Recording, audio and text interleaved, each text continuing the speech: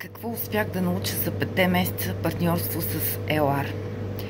Първата, това е най-важната. Ти трябва да имаш причината защо започваш и стартираш този бизнес.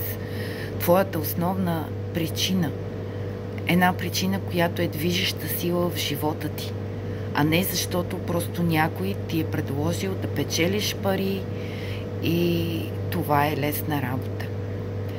Най-важната причина това е защо ти започваш да си сътрудничиш с ЕОАР и да си предприемач в ML бизнеса.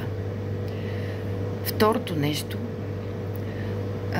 откакто контактувам с хора покрай работата ми с ЕОАР, аз се убеждавам все повече, че 90% от хората пренебрегват здравето си.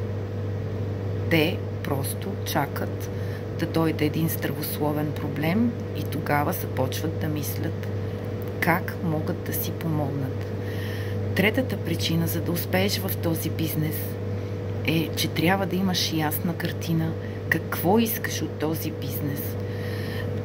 Четвъртата, трябва да си постоянен, всеки ден да учиш, да се развиваш, за да може и твоят бизнес да дава резултати. Не е лесно. Ако някой ви каже, че е лесно, не е лесно. Но ако имаш основната причина, защо започваш този бизнес и си упорит, упоритостта дава резултати.